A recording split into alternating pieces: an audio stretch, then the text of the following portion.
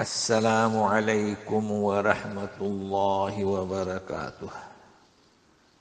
Daily one page کے شعبے سے آج کے پیج کا نمبر ہے 135، سورۃ الانعام۔ آیات ہیں 60 سے لے کر 68 تک۔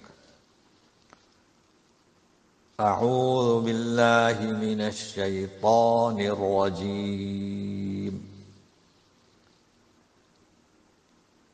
وَهُوَ الَّذِي يَتَوَفَّاكُم بِاللَّيْلِ وَيَعْلَمُ مَا جَرَحْتُم بِالنَّهَارِ ثُمَّ يَبْعَثُكُمْ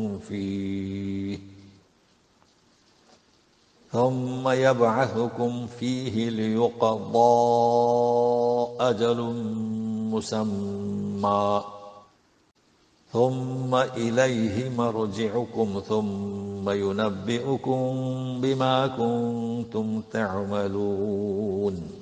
وہی ہے جو تمہیں اٹھا لیتا ہے رات کو، قبض کر لیتا ہے تمہاری روحوں کو رات میں، اور جانتا ہے جو کچھ تم دن میں کرتے ہو، پھر چھوڑ دیتا ہے، یعنی قبض کرتا ہے، پھر تمہیں جگا اٹھاتا ہے۔ یعنی رات میں انسان سوتا ہے تو اس کی روح کو قبض کر لیا، پھر جگا اٹھایا تاکہ پوری کی جائے مقررہ مدت۔ تو کیا مفہوم اس کا کہ دیکھیے اللہ تعالیٰ نیند، انسان جب سوتا ہے نیند، تو یہ بھی چھوٹی موت ہے، تو روح کو قبض کرتا ہے، لیکن اس کی کیفیت وہ نہیں ہوتی جو موت کی ہوتی ہے۔ موت میں روح تو جسم سے علیحدہ ہوتی ہے، یہاں قبض کرتا ہے، اس کی نسبت باقی رہتی ہے، تو پھر جگہ اٹھاتا ہے، یعنی چھوڑ دیتا ہے۔ کیوں؟ اس لیے کہ موت کا وقت ابھی مقرر نہیں آیا ہے نیند میں، تو تمہاری مدت پوری کرو۔ تو وفات جو ہے نا، دیکھیے آل عمران میں 55 آیت میں بھی اس کی شرح آپ کو ملے گی کہ عیسیٰ علیہ السلام سے جب فرمایا اللہ تعالیٰ نے انی متوفیک، میں تجھے وفات دوں گا، اور بتایا کہ وہ رافعک الیہ۔ تو وفات کے یہ معنی بھی ہوتے ہیں کہ جسم اور روح دونوں کو اٹھا لینا، اور فرشتے روح کو جسم سے الگ کر کے اسے اٹھاتے ہیں، اس کا بھی ذکر بھی آئے گا اگلی آیت میں۔ پھر سب کا تمہارا لوٹنا ہے اللہ کی طرف، پھر تمہیں سب کچھ بتائے گا جو کچھ تم کرتے تھے۔ اب رسولوں کے تعلق سے ہے کہ وہ بھی تو انسان کی روح کو لے جاتے ہیں قبض کر کے، تو سنیے۔ وَهُوَ الْقَاهِرُ فَوْقَ عِبَادِهِ وَيُرْسِلُ عَلَيْكُمْ حَفَظَةً حَتَّى إِذَا جَاءَ أَحَدَكُمُ الْمَوْتُ تَوَفَّتْهُ رُسُلُنَا وَهُمْ لَا يُفَرِّطُونَ۔ وہی تو قاہر ہے، غالب ہے اپنے بندوں پر، تو وہ بھیجتا ہے تم پر حفظہ، نگہبان، یعنی وہاں حافظ فرشتے آتے رہتے ہیں، جاتے رہتے ہیں، ساتھ میں بھی ہیں، یہاں تک کہ جب تم میں سے کسی کی موت آتی ہے تو اسے، اس کی روح کو قبض کرتے ہیں ہمارے فرشتے، ہمارے بھیجے ہوئے رسول، یعنی فرشتے یہاں سے مراد ہے، اور وہ اس میں کوئی کوتاہی نہیں کرتے۔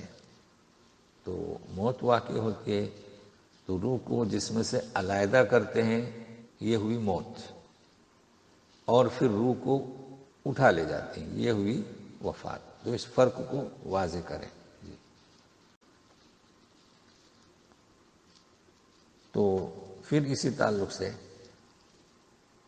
ثم ردوا الى اللہ مولاهم الحق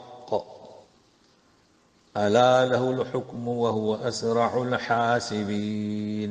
اب یہ سلسلہ ہونے کے بعد روح کو جسم سے علیحدہ، پھر فرشتوں کا اسے لے جانا، تو اس کو کہا جا رہا ہے کہ پھر وہ لوٹائے جائیں گے مولا حق کی طرف۔ اب یہ کون سا پھر؟ یہ تو فرشتے لے گئے اوپر، اب روح اپنے اپنے جگہ پر رہے گی قیامت کے دن۔ جی ہاں، تو الا لہ الحکم کو سنیے، اس وقت حکم کرنا اللہ ہی کا ہوگا، فیصلہ اللہ ہی کا ہوگا، اور وہ حساب لینے میں تیز ہے۔ تو فرشتے تو لے جائیں گے، لیکن پھر کہاں لوٹائے جاؤ گے؟ زندہ کر کے اللہ کے روبرو۔ اسی کی حکومت ہوگی، اسی کا فیصلہ ہوگا، اور اسے کوئی اہتمام کرنا نہیں ہوگا۔ حساب کتاب سب کا جلد ہی وہ کر لے گا۔ پوچھئے ان سے، قُلْ مَنْ يُنَجِّيكُمْ مِنْ ظُلُمَاتِ الْبَرِّ وَالْبَحْرِ تَدْعُونَهُ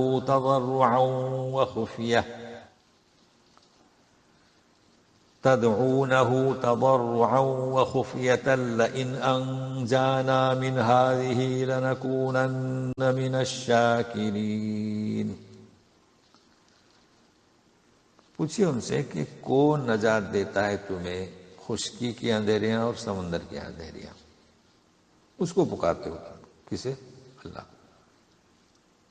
تضرعا گڑ گڑا کر اور چپکے چپکے، یہ انسان کی صفت خاص کہ جب بھنور میں پھنستا ہے تو اللہ کو، چاہے وہ خشکی کے اندھیریاں ہوں چاہے سمندر کی، کیا کہتا ہے؟ لئن انجانا، اگر اللہ ہمیں نجات دے اس سے، یہ جو مشکل ہے خشکی کی ہو چاہے سمندر کی ہو، تو ہم ضرور ضرور قدر کریں گے اللہ کی اور شکر کریں گے۔ یہ متعدد بار بیان ہوا ہے۔ پھر جب بھنور سے نجات پا کر باہر آتے ہیں تو پھر شرک کرتے ہیں۔ تو کہیے ان سے، قُلِ اللَّهُ يُنَجِّيكُم مِّنْهَا وَمِن كُلِّ كَرْبٍ ثُمَّ أَنْتُمْ تُشْرِكُونَ۔ دیکھیں یہاں پر منہا ومن کل کرب، کرب یعنی غم، اردو میں بھی یہ لفظ استعمال ہوتا ہے۔ قُلِ اللَّهُ يُنَجِّيكُم مِّنْهَا وَمِن كُلِّ كَرْبٍ ثُمَّ أَنْتُمْ تُشْرِكُونَ۔ کہہ دو کہ اللہ ہی نجات دیتا ہے اس سے، ہا کی ضمیر چاہے ظلمات بر ہوں یا بحر ہوں، اور ہر غم سے، اس کے باوجود بھی تم شریک کرتے ہو۔ تو دوسری جگہ پر دوسرے انداز سے بیان کیا گیا ہے۔ تو کہہ دیجئے، قُلْ هُوَ الْقَادِرُ عَلَىٰ أَن يَبْعَثَ عَلَيْكُمْ عَذَابًا مِّن فَوْقِكُمْ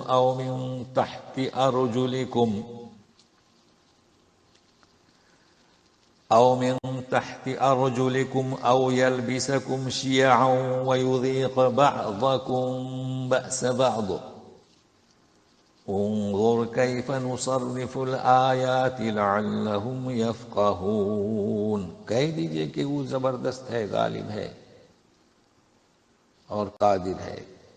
وہ ایسا زبردست، ایسا غالب، قادر ہے، قادر، جی۔ تو دیکھیے سلسلے کلام چل رہا ہے، وہ قاہر ہے، اب وہ قادر ہے،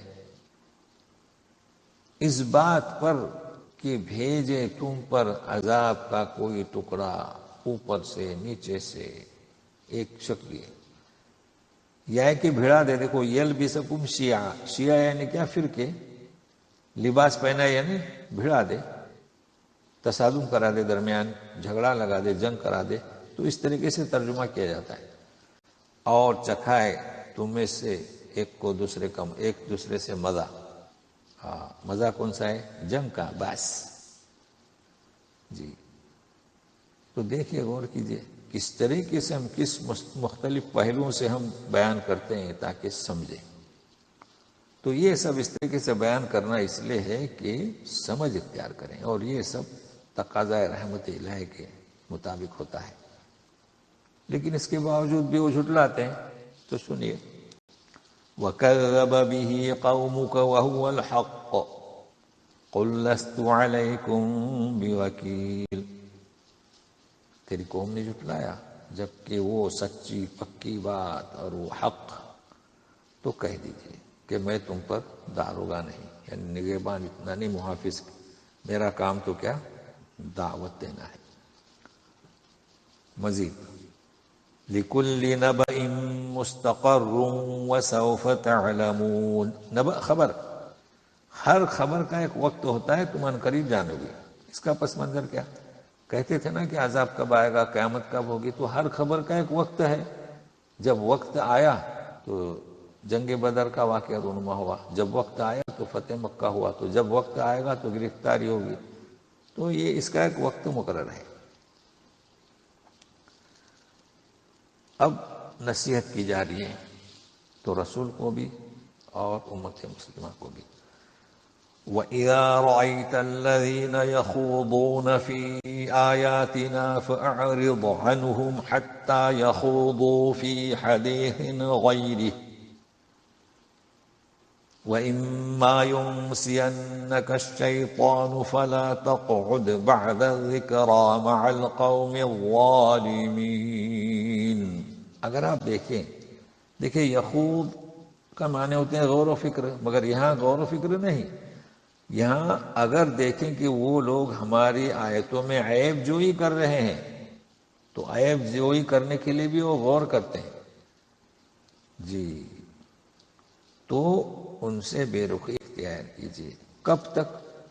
یہاں تک کہ وہ دوسری بات کی طرف متوجہ ہوں۔ چونکہ یہ کیسے ہو سکتا ہے کہ آپ جس مجلس میں بیٹھے ہیں اور وہ دین حق کی برائی کر رہے ہیں تو آپ وہاں سے ہٹ جائیں گے۔ ہاں لیکن انسان ہے، اگر آپ بھول گئے ہیں، اگر بھلا دیا شیطان نے، اس بھول کو شیطان کی طرف منسوخ کیا جا رہا ہے، تو جب یاد آ جائے، جہاں ذکر کے من یاد آ جائے تو پھر نہ بیٹھیں ظالم قوم کے ساتھ۔ اس لیے کہ اگر ذکر ہو رہا ہے، قرآن ہے، توحید ہے، سچی پکی بات ہے، حق، ان کے ساتھ بیٹھے رہنا گویا کہ ہم ان کے ساتھ شریک ہیں۔ اور یہ تو دین کی بات ہو رہی ہے، لوگ سیاسی بات میں بھی نہیں بیٹھتے۔ اگر مجلس میں کوئی شخص برائی کر رہا ہے، جیسے سفرا جاتے ہیں باہر بیٹھتے ہیں، میٹنگیں ہوتی ہیں، تو وہ سفیر باہر نکل جاتا ہے، مندوب کہیے، سفیر کہیے۔ تو بہرحال یہ کلام پاک ہے اور بار بار کہا جا رہا ہے کہ نصرفو، اور یقین جانیے آپ غور کریں اس میں تو کن کن پہلوؤں سے سمجھایا جا رہا ہے۔ تو کفار مکہ اور قریش یہ نہیں مانتے تھے الا ہے کہ جسے اللہ نے ہدایت دی، اور یہی حالت ہم مسلمانوں کی ہے۔ ہمارے پاس تو قرآن پاک موجود ہے، ہر قسم کے ترجمے موجود ہیں، لیکن یہ کہ ہماری حالت بھی یہی ہے کہ ہم اس وقت قرآن کو ترک کیے ہوئے۔ تو اللہ مجھے، آپ کو، سبوں کو ہدایت دے، توفیق دے، اس کی نصرت مدد ہمارے ساتھ شامل حال رہے۔ تو آج اتنا ہی، پھر ملتے ہیں۔ والسلام علیکم ورحمۃ اللہ وبرکاتہ۔